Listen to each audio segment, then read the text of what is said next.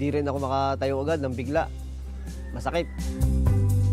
Nabigyan ng totoong lunas sa iba't ibang uri ng karamdaman. Narinig ko yung King Herbal, ay sinubukan ko at pag umiinom ako, parang malakas ang katawan ko at saka masigla. Nakapansin ng mga tao ba, gumaganda ang katawan mo ah. Sabi ko nga, ay dahil nga sa King Herbal, ako'y napaganda niya yung katawan ko. Totoong lunas na nagbibigay pag-asa. Mulang uminom ako ng King Herbal talaga, nawala lahat. Nung uminom ako ng King Herbal, yun, malaki ang naramdaman kong pagbabago sa katawan ko. Sumigla ako. Ako'y nagpapasalamat sa King Herbal sapagkat malaki ang naitutulong sa aking kalusugan.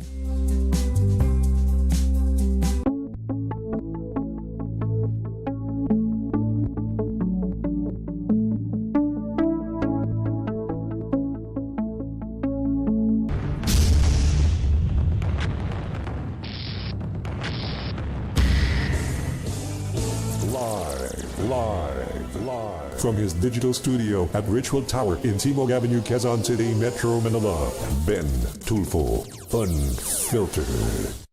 Pag hindi ka minimum wage at inaamin mo sa akin yan, that's a complete violation of the law no matter where I look at it. I'm warning you, we will ask Dole to audit you. Failure to comply means revocation of your business permit. Hindi mo pwede sabihin sa akin na hindi ko papapasukin ng media because trabaho naman nilang bantayan yung gobyerno, di ba? That's their job eh. If it's my job to watch over you, to regulate you, it's media's job to keep us on our toes also. Kung hindi ka mag-join ng meeting, Jeffrey, I'm sorry, then malaki problema nyo. Ang point ko lang sa'yo, simple lang eh. Don't treat your people like slaves. Nilakbo ang isang buong gate. Ano sila, preso? Paglabag sa batas yan. I'll go implement. Okay, magandang umaga po sa inyo lahat. Ito na ho yung segment na Unfiltered, starting off with ito'y Mayor Rex Gatchalian ng Valenzuela City. Ito ho ngayon kasama ho natin. Good morning sa iyo, Mayor Rex. Morning, Ben, and maraming salamat sa opportunity na makasama kayo ngayon sa segment na to. Alright, okay. Diretso na ho ako sa iyo, no?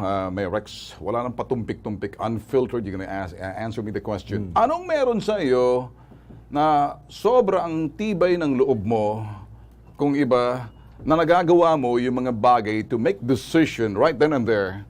Like, you walk your talk and walk the walk. What makes you so different from the other mayors? Actually, ako, feeling ko naman, Ben, maraming magagaling na local chief executives dyan eh. It's just a matter na siguro na sa amin, nag-adapt ako in the sense na alam ko may kapangyarihan yung tanggapan natin. At klaro sa akin na kung alin yung mali, alin yung tama. I think yung sense, yung hindi siya nagbubuhatan ng sariling bangko, kundi yung sense natin ng right or wrong, siguro very clear.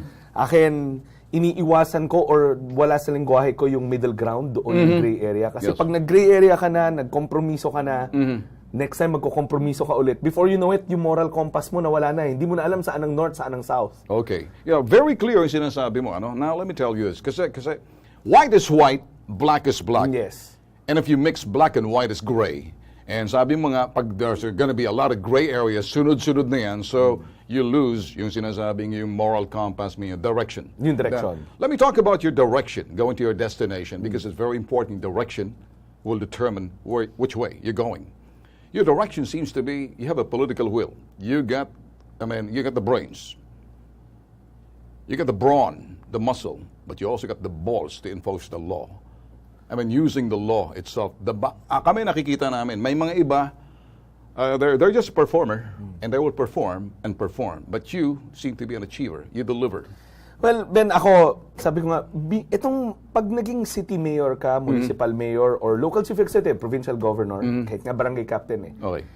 I think enough yung mga tanggapan na yan na marami talagang inherent powers siya eh. Okay. And all you have to do is wield that power properly, meaning yung kapangyarihan ng tanggapan, gamitin mo sa tama, then I think hindi ka naman mahihirapan eh. Kasi klaro naman eh. Okay. For instance, yung mga pinapasa nyo na cases sa amin.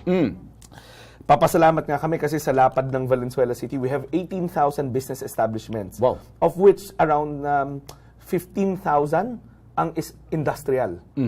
Hindi namin naman kaya bantayan yan isa-isa, araw-araw. Pero because nandyan kayo, napapasa nyo sa amin itong mga abusive ng mga employer, klaro, ako, like ko sinasabi, tratuhin mo ang empleyado mo kung paano mo gusto tratuhin ang sarili mo. Okay. So, ganoon lang kasimple. Kung yung pinapakain mo, o yung halimbawa, yung ginagawa mo sa empleyado mo, kaya mo gawin sa sarili mo, then tama ka. Okay. Pero pag hindi mo kaya sa sarili mo yun, then wag. Now, as simple as that, alamin mo kung ano yung tama at yung mali, wag mo nalagyan ng gitna. Kasi pag nilagyan mo ng gitna, mahihilo ka eh. And then, before you know it, ang dami mo ng kompromiso na ginawa. Alright, okay. Parang ang gusto mo sabihin, you take a stand. It's either left or right, north or south. Okay, Yun it doesn't really matter kung left or right, but your stand is a stand. Decision yun. At saka nandyan yung mga batas para gabayan ka eh. Alright. Now, let's talk about the law. The intent of the law and the spirit of the law. How do you manage to, parang yung espiritu ng batas at saka yung talagang, ano ba yung pinakalayunin kung bakit ginawa yung batas? Paano mo ginagamit to? I think meron isang catchphrase na tinuro sa akin nung unang araw ko sa opisina. General welfare, public welfare. Okay. 'Di ba? Tayo, publiko tayo. We're also consumers in our own right. We are also employees in our own right. Meaning, ulitin ko, very basic naman yung kung ano yung kaya mong, sabihin, do unto others what you want them to do unto you. Confucius. Yun lang. So, let's say yung pinasa nyo recently, sabi nga namin, kinukulong yung mga empleyado. Sabi ko nga sa kanya, ikaw, yung may-ari, kung matutuwa ka ba pag kinulong ka? Yes. Sa workplace mo, na you're held against your will. Gusto mo lumabas, mag-time off, may emergency sa bahay, pero nakakandado yung gate. Pag ayaw mo gawin, alam ko hindi mo kaya sa sarili mo yun eh. Sabi ko dun sa may-ari, then therefore mali na yung ginagawa mo. I think everybody has the basic know-how naman kung ano ang tama at ano mali. Ako naniniwala ako ang tao alam niya ano ang tama at ano ang mali. Alright, let me ask you this. Naging kongresista ka rin in a short term, but dito sa pagiging mayor mo, much more like executive. Which one? Are you a legislator? Are you an executive? Actually, something? ako, Ben, like ko sinasabi to eh. After trying both, Okay. I don't think pwede sila i-compare kasi magkaiba ng linya. Pwede ko lang to sabihin sa'yo, siguro yung pagiging local chief executive, you do it while you're young kasi it's really emotionally draining, physically draining. Nako. And ibig sabihin, kailangan mo siguro yung age mo, yung talagang kaya mo pa sumabay.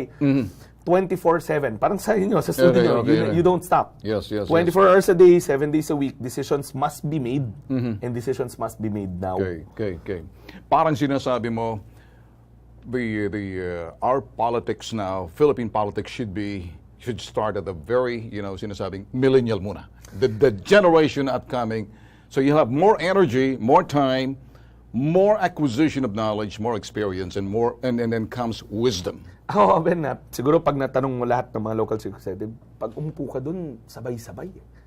Problem ng sanitation, Yes. mga inaabuso ng manggagawa, social welfare, sabay-sabay eh. Hindi mo naman pwede sabihin na i-compartmentalize ko, ngayong araw, ito lang. And na-feel ko yun na pag hindi mo, isa pa sa reason kung bakit, tinanong ko na bakit iba yung the way I do things, gusto ko mabilis eh. Kasi na-realize ko sa larangan ng City Hall, malulunod ka sa trabaho pag hindi mo didesisyonan eh. Matetenga mo eh. So ako ang policy ko lagi, the moment nilagay sa harapan ko yan, desisyonan mo, make sure all the tools are beside you. Pag mayroon ka naman lahat ng tools sa tabi mo eh. Nandun yung mga abogado, nandun yung mga, like you said, yung mga resource people. Kasi pag hindi mo dinesisyonan yan, before you know it, may pangalawang issue na, may pangatlong issue, may pang-apat na issue. Wala ka natapos dun sa apat. Okay. Meron ka bang think tank group o meron ka ba talagang sinasabing kung sa presidente ay cabinet, you have your own people also, executive people also? Ang City Hall at ang mga provincial capitals, meron naman talaga silang mga department heads eh. And karamihan sa kanila are career, meaning nag-iiba lang yung mayor, pero marami sa kanila nandyan. Sometimes masama yun kasi nalulunod sila sa sistema. Pero meron rin naman talaga yung sa tagal nila dyan, yung stock knowledge nila malalim na.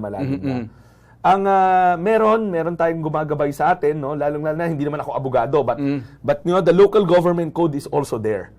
Madali namang basahin eh. Makapal nga siya, pero it pretty much answers a lot of issues eh, from taxation to business permit. Nandun yun eh. Okay. Yung sinasabi mo ngayon, maraming nanonood sa atin. I'm sure na mga bata, the generation millennial, generation X, and yung mga boomers, they're fading away. But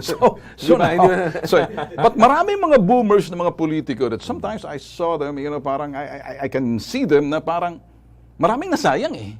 They were just there sa kanilang position, tapos nakaupo, coasted along, pero wala talagang wisdom, walang natutunan, walang na-acquired na knowledge based on experience, bagkus politiko. Kaya nagkakaproblema. Ngayon, parang sinasabi, changing the landscape of politician begins with the executive muna.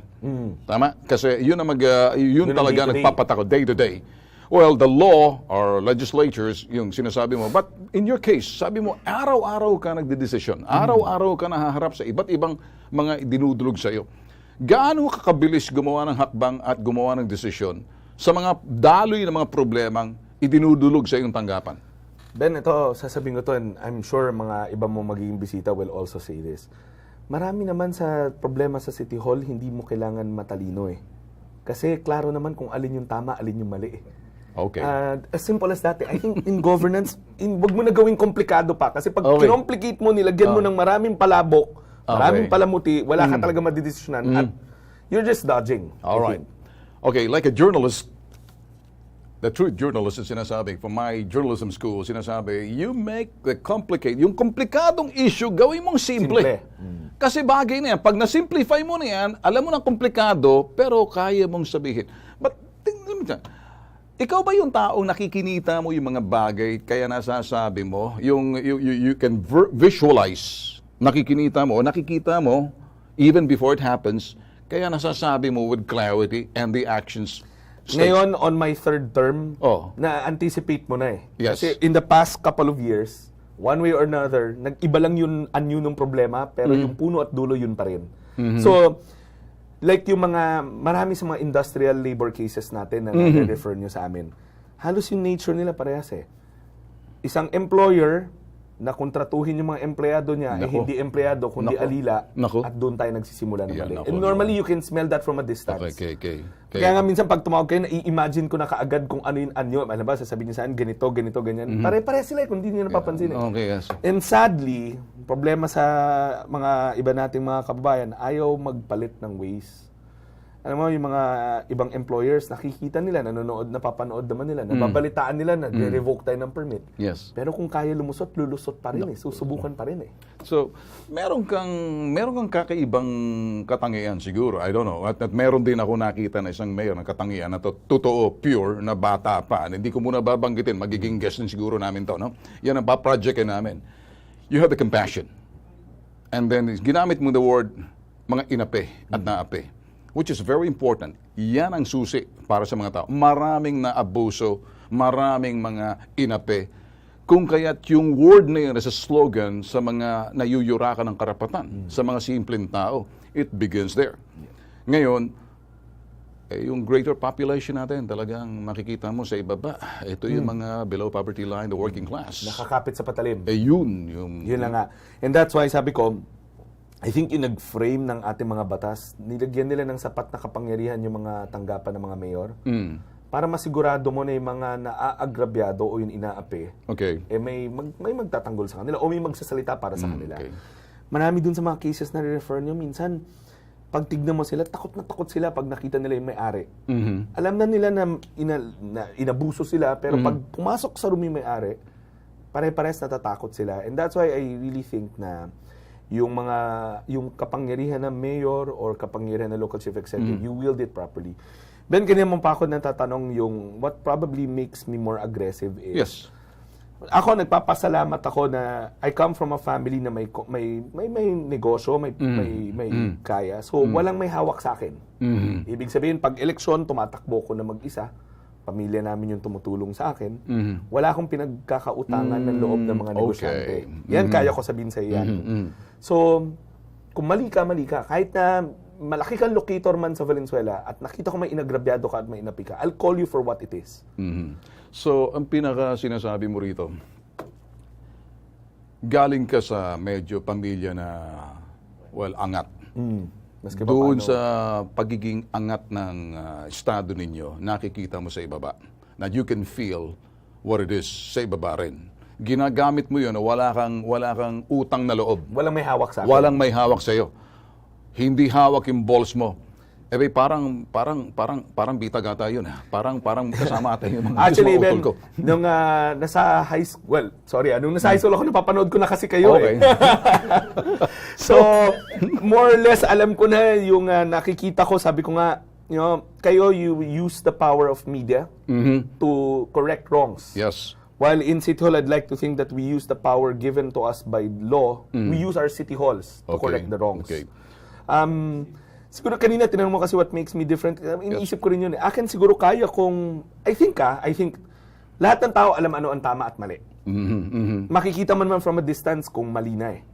Pero siguro hindi lang ako natatakot na banggain or pasarayin isang pabrika dahil tulad ng sinabi ko, wala naman akong pinagkakautangan na loob sa kanila. Ayun. Pero may utang na loob ako dun sa mga taong bumoto sa akin na inaapi at inaagrabyado nila. Yun ang sinasabi mong, yun ang mga boss.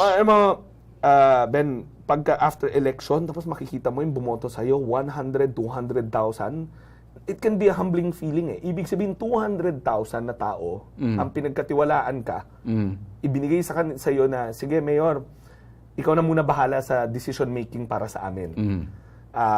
Then, nakakahiya pag hindi mo gawin yung trabaho mo, 200,000. Yung isang tao lang ang magtiwala sa'yo, ang laking bagay na yung 200,000 pa. So, I always look at it from another point of view. Mas nakakarami, like you said, yung naaapi kasi walang choice economically kumakapit sa patalim. Then, I think, mas yun yung paniniwalaan ko kasi mas wala silang boses eh. Wala silang boses eh. Pero, yung mga, sadly, hindi ko naman nila lahat. Minsan kasi yung mga mas may kaya, yung mga employer natin sa Valenzuela, iniisip nila na they can get away with everything. Bin mo, 6 years na akong mayor, ang dami na natin, my records will show, ang dami ko nang napasara ng pabrika for various reasons. Pero kadalasan dyan yung inaapi yung mga empleyado nila. Pero marami ka pa rin nakukuha hanggang ngayon. Sana nadala na eh. Sana natakot na eh. Tatanong ko sa'yo, unfiltered mayor, sagutin mo ako rin diretso. Sino nakaupo sa konsensya mo? Who sits in your conscience? Ako, simple lang. Yung maliit na tao na nandun sa labas. Okay. Yung boses niya yung nakaupo sa konsensya ko. Yun ang pinaka-yardstick mo? Yun ang moral compass ko. Yun ang moral compass mo. Okay. So, how do you make your decision? Tatanungin, sino tong si Mayor Rex Gatchalian, pag nakahiga ka na sa gabi, pipikit mong mata mo? Tinatanong mo ba sa sarili mo kung may nagawa kang tama? Sasabihin mo, medyo may mali ata akong nagawa. And the next day, do you correct that? Or didededma mo kasi kuminsan may mga kulay politika rito? How do you manage to cruise along dito sa mga sinasabing situations na present ako sa'yo? Unfiltered. Pag nakatulog ka sa gabi nang wala kang inisip, ibig sabihin wala kang naagrabyado, wala kang maling ginawa. Yun ang theory ko. Pero pag nakahiga ka sa kama at naisip mo, ay, teka, yung kanina parang mali ata yung nagawa ko. And it bothers you. It gives you another 30 minutes bago ka makatulog. Then, alam mo, dapat the next day, patawag mo ulit yon, pag-aralan mo ulit yung sitwasyon, and alamin mo. Alam mo, it gets very tricky, Ben, pag yung, sabi ko nga sa'yo kanina, madali yung, parang lalagay yun, yung pag nakita mo yung mga mas nakaangat, tapos ang kalaban niya yung mga mas maliliit na tao, then alam mo yung maliliit na tao, then probably, on the right side of the fence. Sila yung api. Pero minsan yung magkakapit bahay na parehas na, alam mo, away ng mga nakatira sa isang lupa. It can get very tricky in the sense na hindi mo alam parehas naman silang wala sa buhay. Pero parehas silang very passionate about it. That's when it gets tricky. Ako, ang yardstick ko na lang dyan, pag hindi ka makatulog sa gabi dahil inisip mo mali yung decision mo, patawag mo ulit, tanungin mo ulit. And by the way, ako, like ko sinasabi to, and narinig nila to sa Valenzuela, the right answer actually doesn't really come from me. The right answer comes from them most of the time. Tempting lang kasi yung boses ng mayor sa isang kwarto ng local chief executive, sa yung pinakamataas yung boses mo eh. So you can drown out everybody. Pero na-realize ko, if you're conscious na tahimik ka muna, pakinggan mo muna sila sa harapan mo. Parang yung ginagawa niyo sa show nyo, nakita ko you give yung complainant a chance to explain. You probe. You probe. Yes. You try to get the answers, pero you let them talk. Mapipick up mo naman yung mga nuances, mapipick up mo doon yung mga detalye. Okay.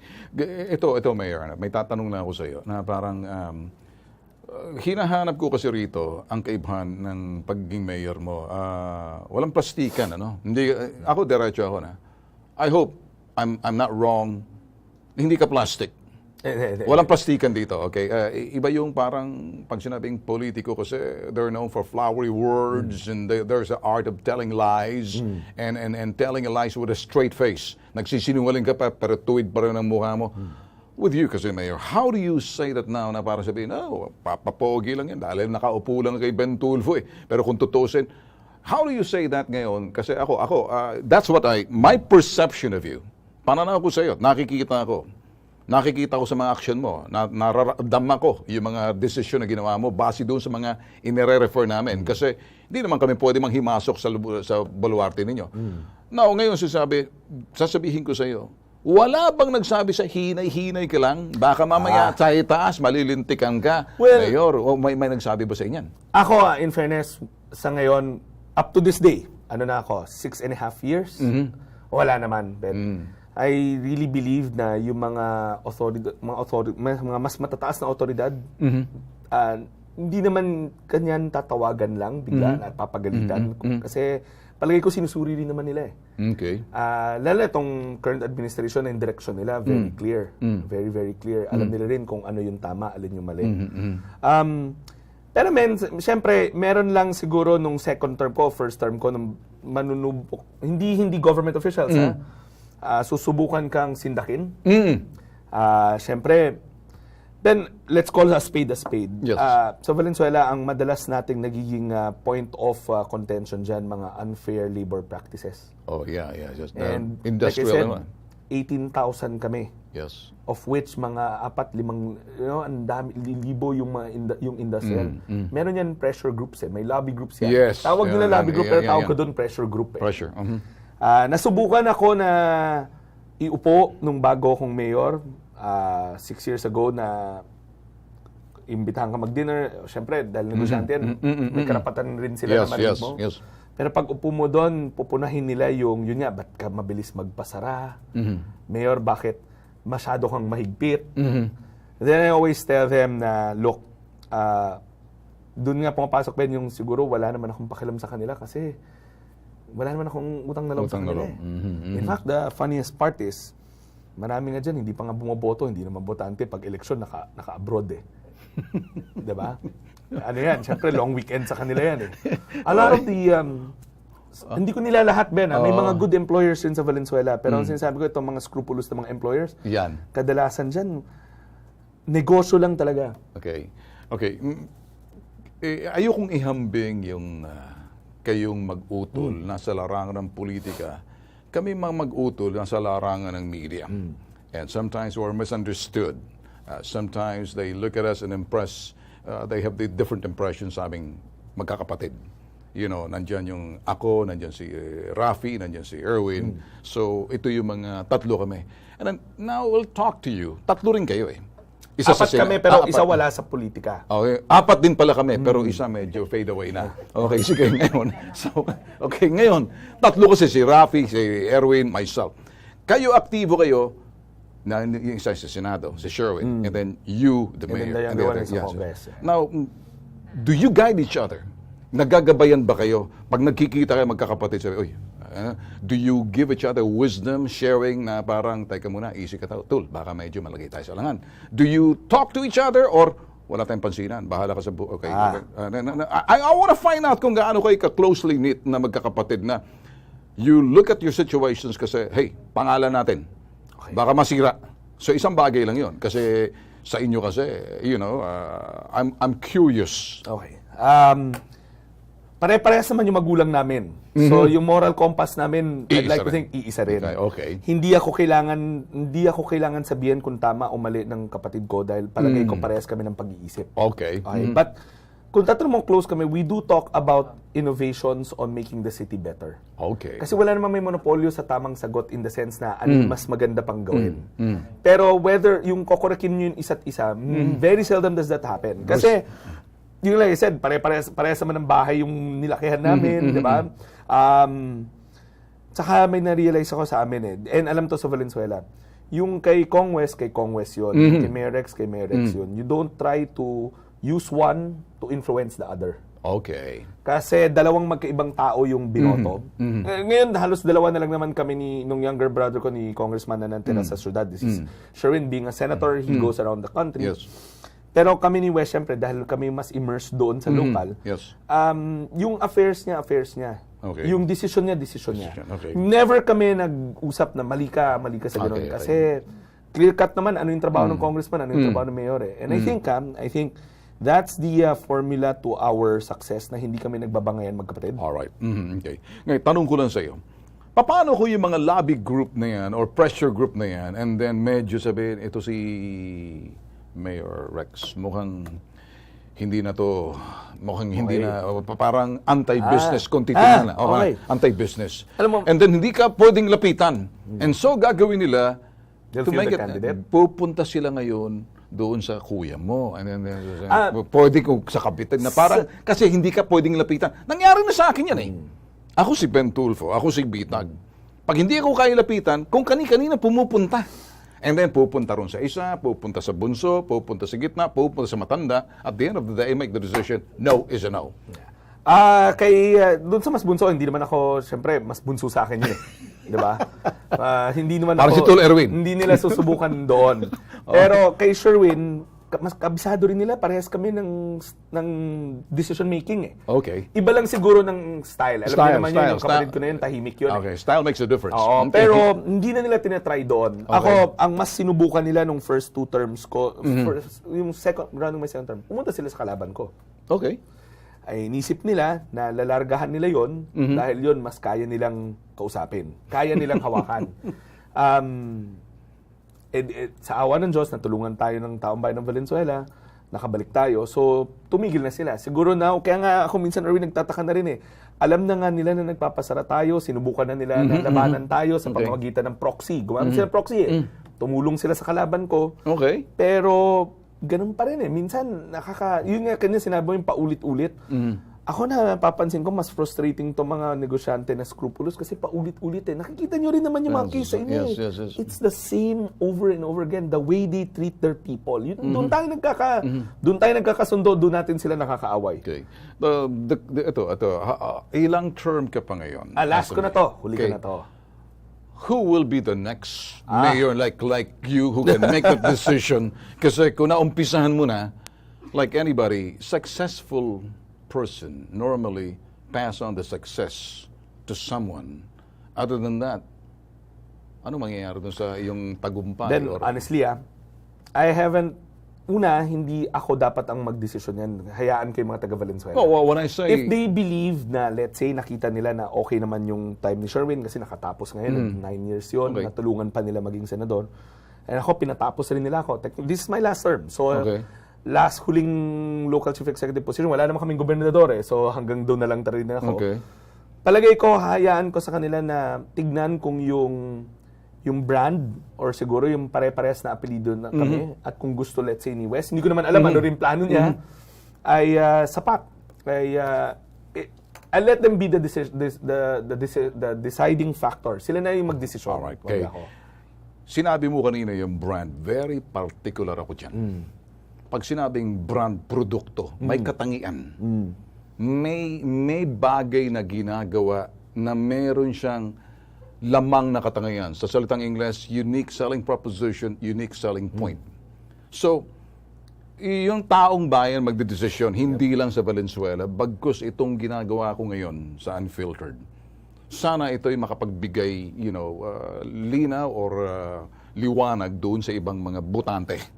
Na I wish, ako magsasabi rito, Unfiltered itong sasabihin ko, there will be more mayor like you. There will be more politicians sa Senate, sa Kongreso, but executive. The guy who can walk his talk and walk the walk. Unwavered, hindi siya he can take a stand. Parang ikaw yun. So, hindi ba challenge yun na kung may inumpisahan ka pagkatapos ibang papalit and then you will see your city parang babalik sa parte na parang, hindi ko naman sinasabing dynasty, something na, sino pa yung mga brand of politicians maybe doon sa Valenzuela sa inyo? Well, ako, Na parang may brand na rin na sinasabing for the good of the city or for the good of the country. Parang ganyan. Ako, Ben, after so many years, actually, 2-term na congressman, 2-term na mayor na ako, bali 3 pa ngayon. Yun itong huling na eleksyon namin, medyo peculiar eh. Wala kaming lahat kalaban, pati mga konsehal namin walang kalaban, yung vice mayor namin, lahat kami wala. We won and ran unopposed, all of us. Kami nga yung lumabas sa news na may pinakamaikling balota dahil kami lang single position, single names. I like to think, hindi ko kamag-anak itong mga to kami lang ni West naman ang naiwan sa Venezuela. Ako naniniwala ako na magkakasama kami ng mga konsehal ko, marami sila dyan na may parehas din ng paninindigan at pag-iisip. So maybe we also have to give others a chance. Okay. Are you willing to give your template? I will always make myself available to guide. Kung ibig sabihin to guide. Kasi yung template na yon, parang may formula ka na. And then, ako, may isang rason kung ba't kami pumasok. Pamilya kami ng negosyante pero pumasok kami sa public service. Okay. We also got tired of complaining. Alright. Alam mo, yung pagka nasa private sector ka, complain ka, ba't ito, ganito, ba't yan? Sabi namin sarili namin, kung may solusyon ka, ihain mo sarili mo, pumasok ka sistema, itama mo. Okay. Ako, after 2.5 years from now, I will leave office, kung sino man papalit sa akin. Pero precisely, if the complaints start again, I wouldn't hesitate to go back also. Ang point ko doon,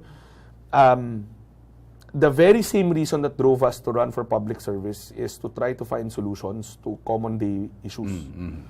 So hindi rin ako, I won't hesitate, hindi ako nagsasalita ng tapos, pero ang point ko nga is, pwede rin ako tumakbo pa ulit later on in the future. Pag nakita ko naman na, ito na naman ako, nagko-complain na naman ako na bakit ganito, bakit ganyan, di ba? Alright, okay. With that, Mayor Rex, kami nagpapasalamat sa iyo dito sa aming segment na Unfiltered. And Unfiltered, sinagot mo rin yung mga tanong ko. And good luck to you. Ben, thank you. And ako, hindi dahil magkarap tayo, maraming salamat for keeping us on our toes. Yun yung sinasabi ko kanina. Alright. Media is there to watch over the public officials, to remind them of their responsibilities. Alright, okay. With that, mga boss, eto ho sa Friday edition ng aming Unfiltered. Regularly ho, mapapanood kung sino-sino ho yung mga giguest ho namin, pinipili ho namin, yung mga may katangian at sasagot ho sa amin ng derechahan, walang patumpik-tumpik, Unfiltered. This has been Tulfo Unfiltered with Bitag Live. See you next week. Adios. This program is brought to you by SM